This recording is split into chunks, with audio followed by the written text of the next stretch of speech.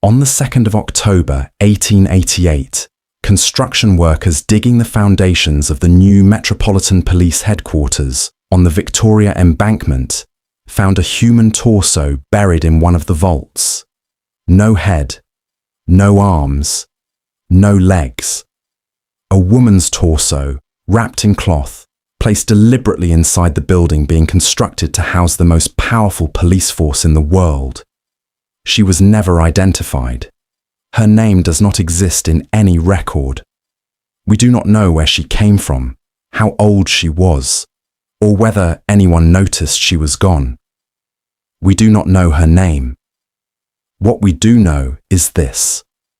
At the moment, her remains were discovered inside Scotland Yard's unfinished basement.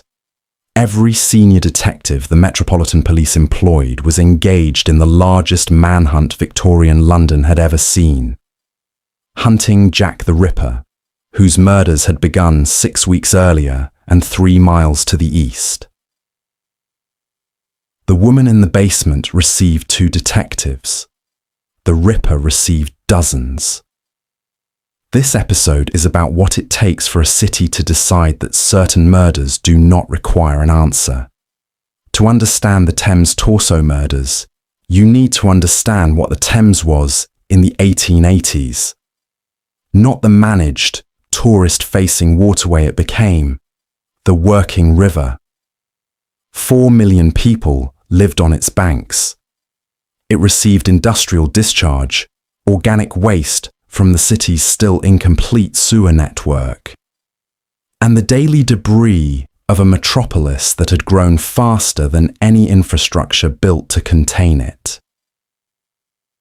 The Thames Division of the Metropolitan Police, the River Police, patrolled it around the clock and recovered bodies with a regularity that had long since ceased to be remarkable.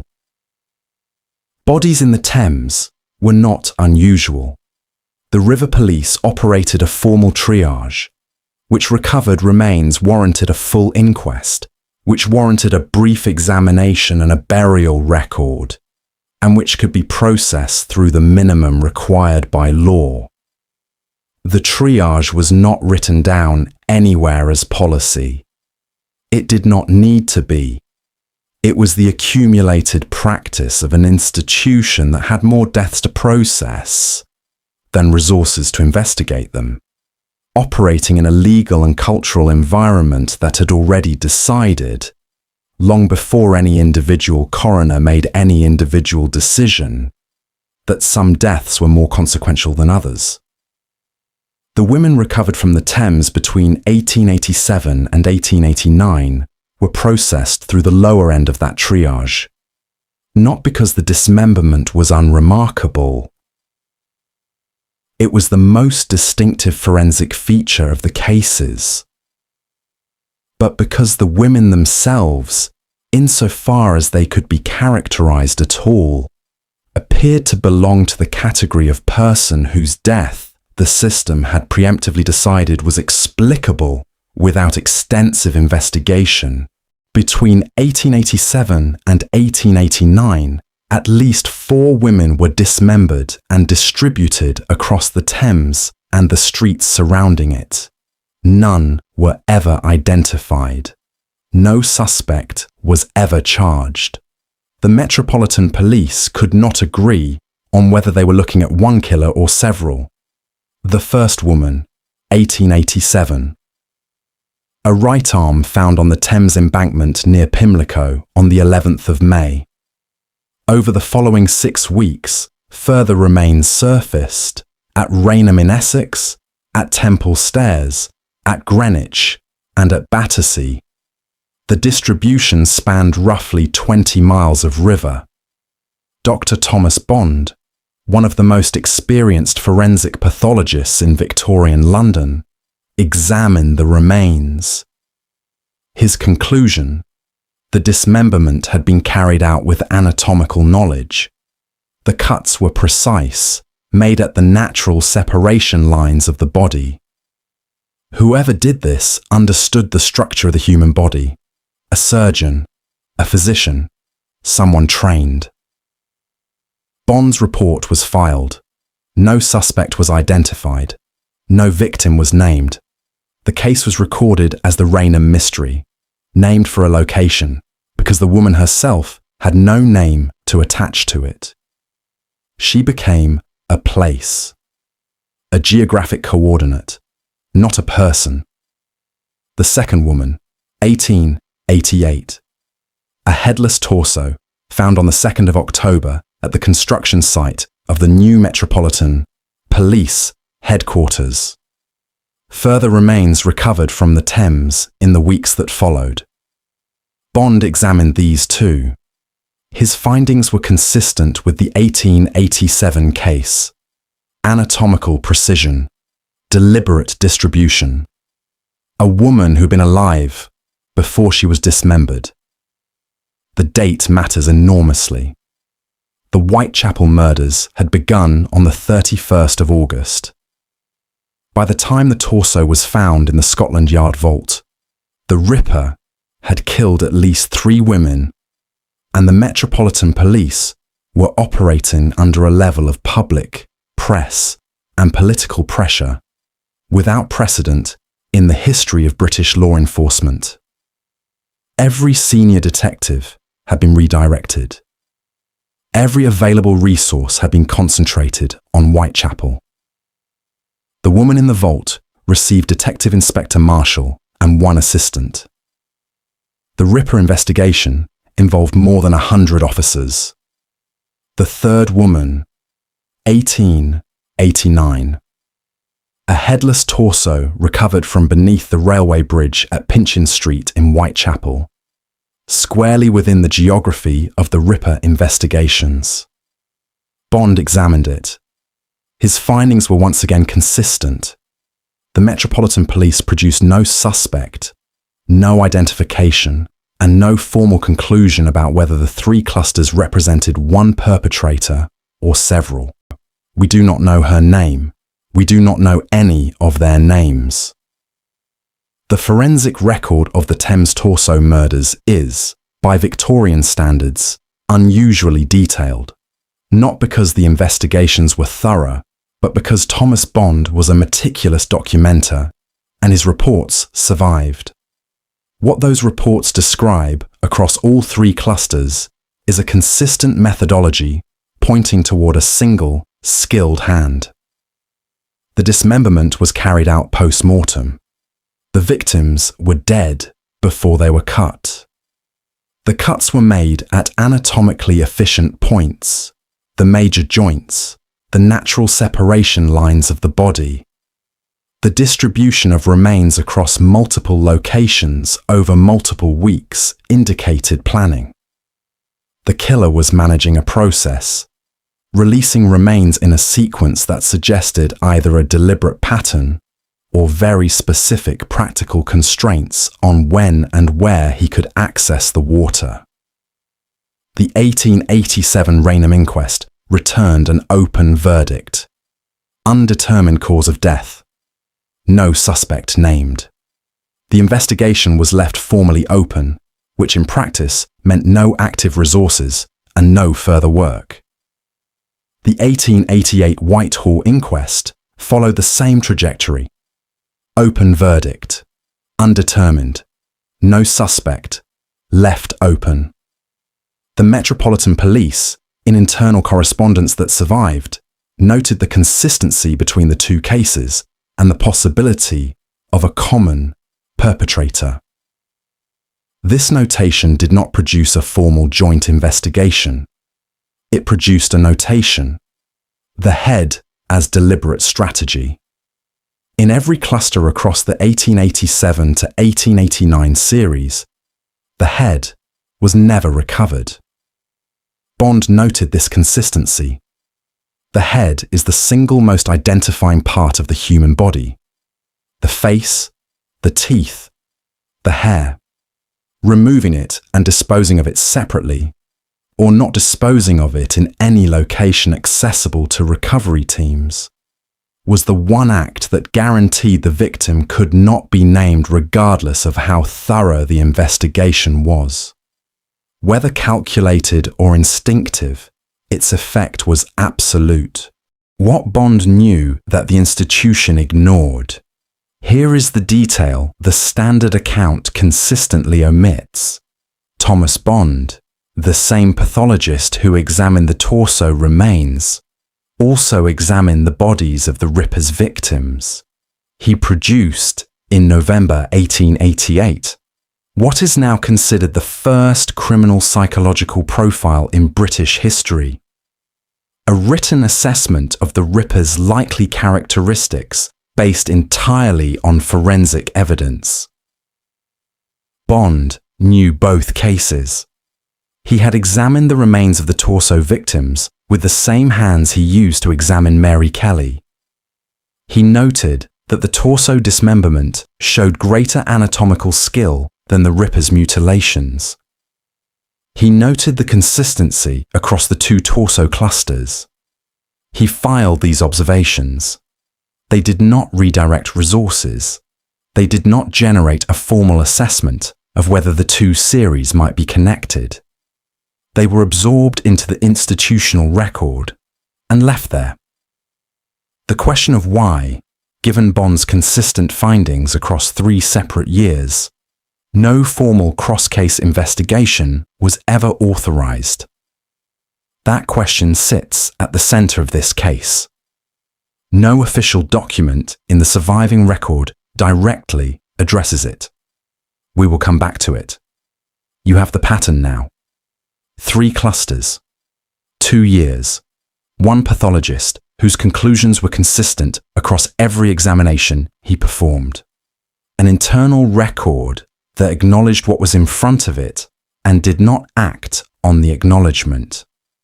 The Thames Torso murders were not a mystery in the sense that the evidence was unavailable.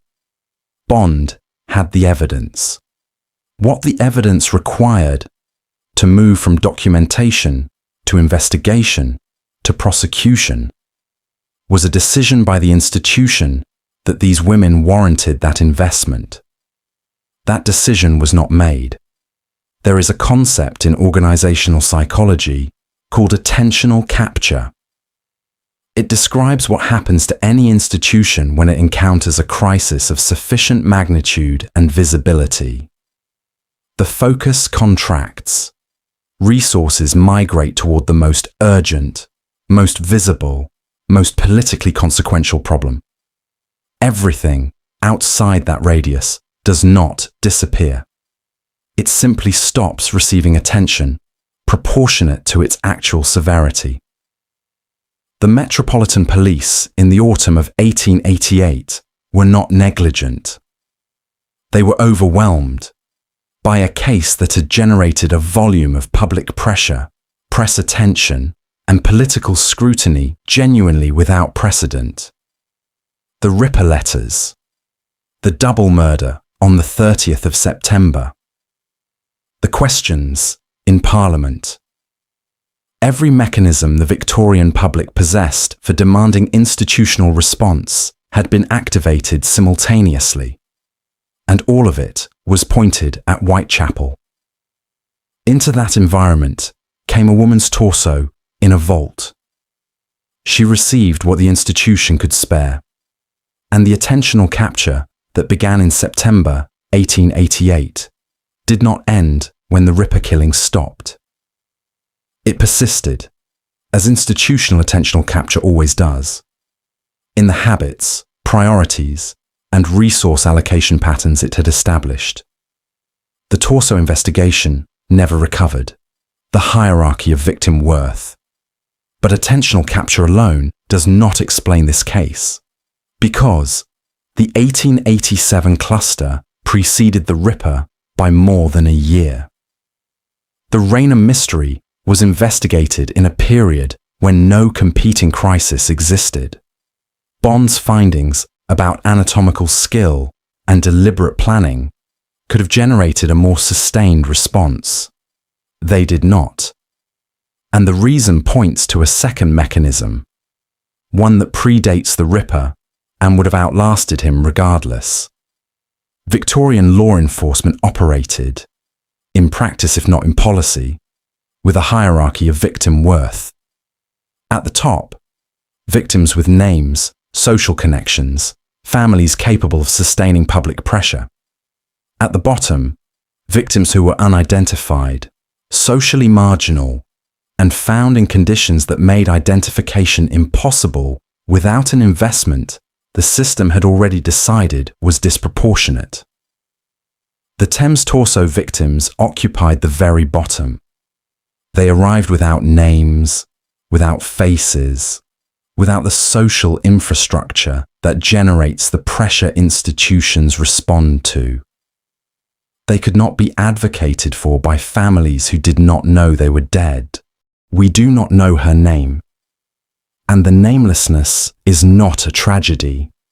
It is a consequence, the direct result of a system that did not invest the resources required to establish identity, because the hierarchy had already determined that these were not the category of person whose identity the system was obligated to find. Here is the answer to the question the official record never asked directly. The 1887 failure is explained by the hierarchy of victim worth, a system that encountered an unidentified woman and made a quiet institutional judgment that the cost of doing more was not justified. The 1888 failure is explained by attentional capture. The Ripper consumed resources the Torso cases might otherwise have commanded. The two mechanisms operated together. The hierarchy ensured the cases were under-resourced from the beginning. The attentional capture ensured they could never recover. The killer operated inside the gap created by both. Not because he was exceptionally clever, because the gap was exceptionally wide. The Thames Torso murders are officially unsolved. That designation implies the investigation reached the boundary of available evidence and stopped at the limit of what was achievable. That framing is inaccurate. The investigations did not reach the boundary of available evidence. They were conducted at a level of resource and commitment that ensured they would not reach that boundary. Bond's findings were sufficient to justify a sustained, dedicated investigation. Interviews with medical establishments about personnel with anatomical training. Systematic canvassing of areas near disposal sites. Formal coordination with the River Police on monitoring patterns. None of this was done in any sustained way. The standard narrative frames these cases as an insoluble mystery. So forensically limited, so lacking in leads that no reasonable investigation could have produced a result. That framing serves the institution.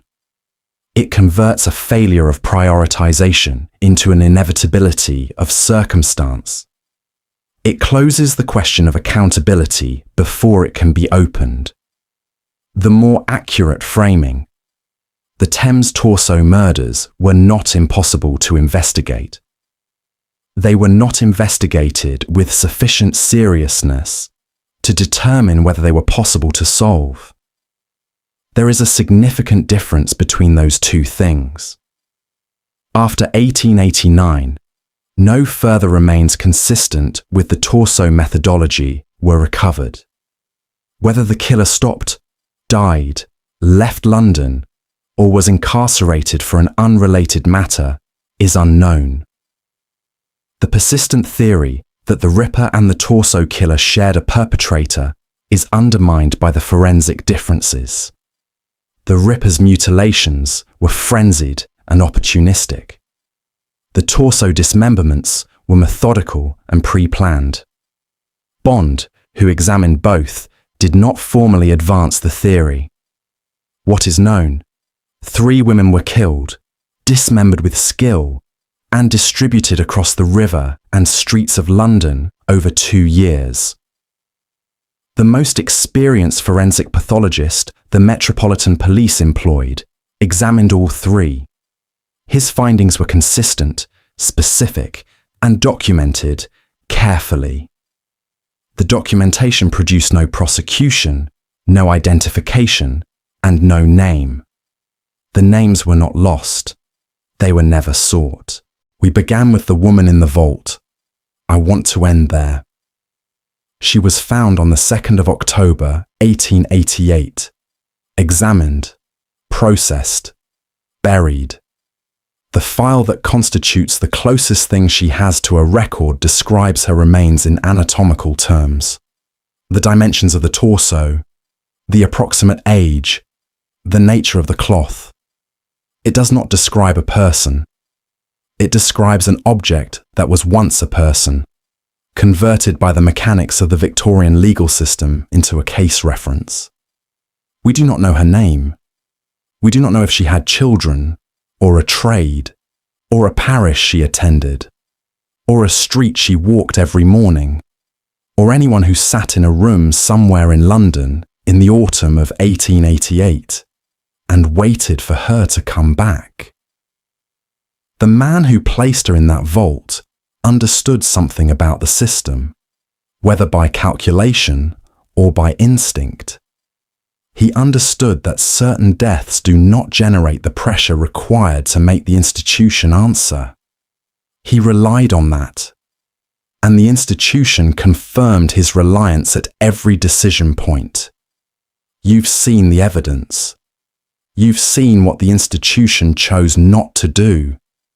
The question isn't whether these cases could have been solved. The question is, what kind of city makes a person that easy to disappear? And whether the standard that allowed it is as distant from us as we prefer to believe. Crime Unsealed exists because these cases don't disappear when the courtroom empties. They become the standard. Subscribe if you think the standard deserves to be examined.